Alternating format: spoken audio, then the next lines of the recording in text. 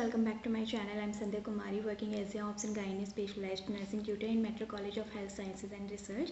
So in the previous video, as we've already discussed female pelvis, some of the parts of the female pelvis we've already covered, like bones of the female pelvis, ligaments, joints, and also the parts. Okay, so diameters is still remaining, so we will cover in today's video. Okay, so we will see the diameters of the female pelvis today. There are three types of diameter in a female pelvis. First is anterior-posterior diameter, second is transverse diameter, and third is oblique diameter. Okay, I'll show you in this female pelvis. Anterior-posterior diameter, this is the anterior portion, this is the posterior, so this is anterior-posterior diameter.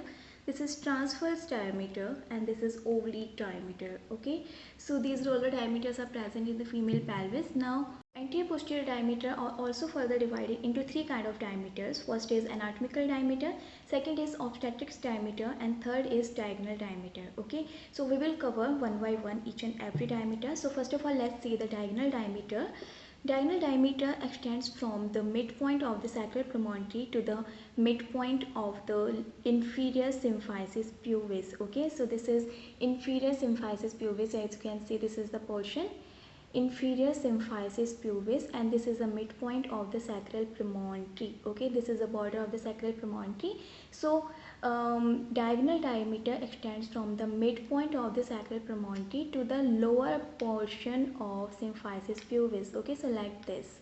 Okay, it will go like this diagonally, midpoint of the sacral promontory to the lower portion of the symphysis pubis. Okay, so this is called diagonal diameter, which is usually 12 centimeter in measurement. This is the only diameter we can measure in clinical practices while we are doing vaginal examination or at the last term of the pregnancy. We usually insert our hand like this and our middle finger touches this sacral promontory, so we can say like this is 12 centimeter. So this is the only diameter which we can measure in our clinical practices. Okay, so now it was all about the diagonal diameter. Now moving to the anatomical diameter. So anatomical diameter extends from the midpoint of the sacral promontory from here to the upper border of the symphysis pubis. Okay, so like this, midpoint of the sacral promontory to the upper border of the symphysis pubis. So this is your anatomical diameter, which is usually 11 centimeter. Okay,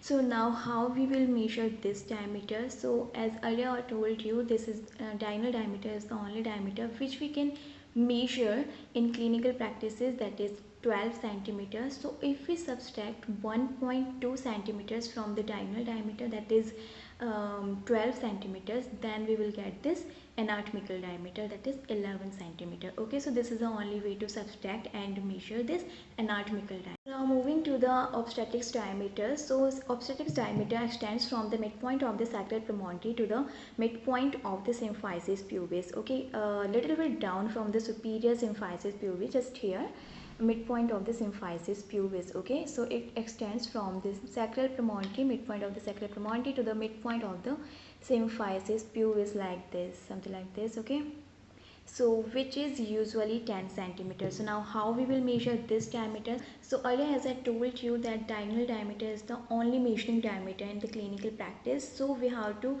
subtract 1.5 to 2 centimeters from 12 centimeters. Then we will get this obstetrics diameter, that is 10 centimeter. Okay, so you have to just keep it in mind the exact digit, that this much digit you have to just subtract from the diagonal diameter, then only you will find the exact diameter measurement. Okay, so now moving to the transverse diameters. So now transverse diameter is the measurement between two iliopectineal lines.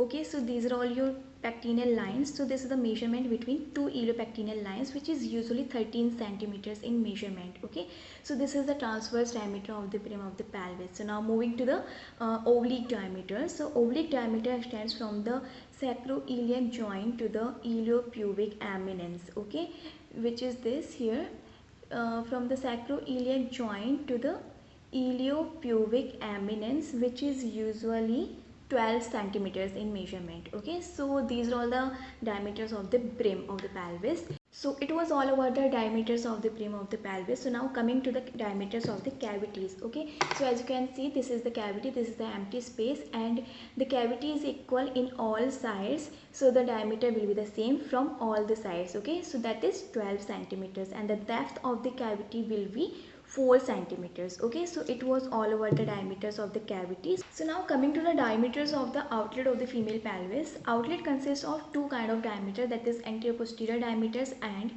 transverse diameter. There is no any oblique diameter in that.